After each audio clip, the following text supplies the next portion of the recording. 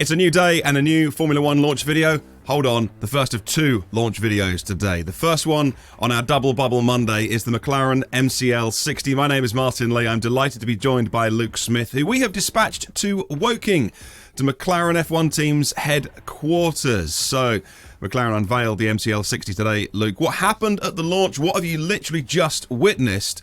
And what are some of the biggest changes you can see on that car behind you? Good morning, Martin. Well, yeah, a lot of it has been about the history of McLaren today. They're renaming the car out of sequence for this year, the MCL60, 6 years since Bruce McLaren founded the company. And the launch was a lot about the history of the team, but also about the future. There's been a lot of off-season change that I know we're going to get into. And the car behind me, they're going to be racing this season. As with most of the cars this year, it is an evolution on what they had last year. There's definitely a noticeable amount of change around the side pod area. I think we're going to see that being a running theme throughout launch season. And they've kept a lot of the black carbon areas. We know why teams did that last year for weight saving. I think it's a similar story again this year. But overall, the car, it looks great. The drivers are excited. The team's excited. A lot of it is about the future and where they're building towards. But this is nevertheless a really important year for McLaren. Lots of off-season changes. We had the Red Bull launch already, a very smiley Daniel Ricciardo on stage back in Red Bull team colours, but Andrea Seidel management out of the team as well. Oscar Piastri in and Andrea Stella promoted. What's the vibe in that building that you're in right now as a result of all these changes? It's honestly pretty good. Like the changes that they made over the winter, Zak Brown said it felt like it was pretty much overnight because the plan was always for Andrea Stella to step up into that team principal role. So it's something they've been planning for some time. And it was a question I put to Lando Norris as well. What are the vibes like in the team? And this is what he had to say about it. I would say seamless from my perspective. And I think even from everyone that's working here, I guess it's quite a senior role. It's a big role to have changed. And probably a little bit by surprise for everyone. But at the same time, there's no one that I know better to have fulfilled that role than Andrea. He's a guy who's been in Formula One for many years. A very down-to-earth, hard-working guy. And I think already given everyone a fresh new perspective, a clean sheet on how we go about racing, how we can improve as a team, both from a car side of things, but also off the track, having the mentality we need to fight against Mercedes, Ferrari, Red Bull. And when we have a car that can fight there, how we can perform as a team. And I think everyone's got a better mentality. And like you said, the vibe is, I think, better than ever. Everyone's still as motivated as ever. It's just these extra things which we're trying to work on, but it just takes time. You know, that's the life of Formula One. It just takes time, and you got to be patient. But we have a good plan in place. Everyone's working extremely hard. Everyone's got good roles to play, and hopefully that all comes together this season.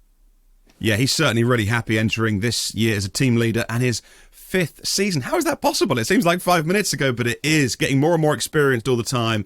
How is he feeling about taking up that frontline role alongside a rookie teammate? That's worked out pretty well for McLaren in the past, but how big a season is this for Lando? It is a very big season for Lando. He's well up for that role, embracing it as the team leader. Zak Brown called him a veteran during their introductions, which for a young man of 23 years old is quite strange to hear. But as you say, it's his 5th season in Formula One now. And I think he's really going to be the man leading McLaren forward this year. He knows the team. His stock has just been rising and rising with every single season. Zak Brown gave him the shot as a rookie back in 2019. And that decision has really always paid off. He knows what it takes to fight at the very front of the grid. We've been seeing that. He knows that he's going to have to be patient with McLaren. It'll take a bit of time, but it's quite clear talking to Zak Brown that there's real confidence in what Lando can do, that he can take another step forward with the team this season. And this is what Zak had to say about Lando and his hopes going into 2023. You know, he continues to impress us. He's getting better and better, and as you said, he's only 23. I'm looking forward to seeing Oscar race with him. I think Oscar giving him a good push will always help, kind of take it to the next level. So hopefully they're very competitive with each other. And, he's certainly capable of winning races as he's demonstrated in the past. Unfortunately, we didn't execute in the one opportunity that we had, but he'll have plenty more opportunities to win, and looking forward to winning races with him. I reckon getting Lando signed up on a long-term deal was one of the smartest bits of business in Formula One for Zak and his team. But let's not forget about the other big bit of business they did, and that is Oscar Piastri. So much said about his arrival prior to getting into the Formula One paddock, and we still haven't seen him turn a wheel in anger yet, though. The contract saga last year, his junior CV, one of the most impressive on the grid. You've spoken to him today. How is he feeling about his rookie season? Very upbeat, yeah. Oscar has really integrated himself into the McLaren team very, very quickly and very, very well by the sounds of things. Andrea Stella, the team principal, he said that Oscar's quite unhappy at times in terms of he wants more and more, and he said that's a really good trait to have in a driver. Oscar himself, as you say, there was a lot said through the contract saga last year, and just before we started filming, he said, I'm glad to just be getting down to business now, and it's a really good chance to do his talking on track, which I'm sure he wants to do this year. And again, we had a chance to chat to Oscar, and this is what he had to say about his hopes going into this year and why he's finally glad to just be talking about the racing and not all the off-track stuff. Yeah, I'm really looking forward to just getting out there on track, and I'm glad that everything that happened last year is behind us now, and yeah, just really happy to be with McLaren and to be finally making my F1 debut. And looking at all the history of the team as well that was part of the sort of introductions and everything, what does it mean to you to be the next sort of chapter in that history? It's a very special feeling. Obviously, it's our 60th anniversary this year.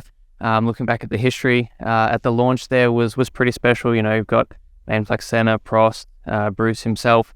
So yeah, it's very special to be part of that history, and to be that next chapter is really exciting for me, and hopefully have a good career here with McLaren. Well, there he is in McLaren colours. But McLaren, not a dead cert for an amazing result this year. They did slip to 5th in the standings last year. But on the bright side, the only team outside the big three to score a podium.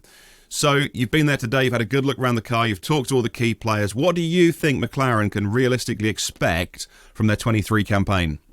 I think the goal has to be progress. They've made quite clear that 2024, that's going to be the year that all the infrastructure, the new wind tunnel and everything like that really does come online, and they got the chance to put everything together and make that big step forward. But until then, Zak Brown, he said that they've made these steps forward over the last few years, even without all of these things in place. They've been able to do a lot of hard work, get some really good results, that famous 1-2 at Monza, of course. I think overall, though, it's about getting to be best of the rest once again. They lost P4 in the championship last year to Alpine. Lando Norris is quite open about the car being quite unsuited to his driving style. So I think a bit more consistency on that front, making sure the aero efficiency, that was a big thing Andrea Stella said they want to work on, is improved for this year, will really help them take that step forward over Alpine. Otherwise, I think, making a big break, winning races against the likes of Ferrari, Mercedes and Red Bull, it might be a little bit tricky at this stage, but overall, the main thing for them this year will be progress and hopefully regaining that best of the rest ranking in 4th place.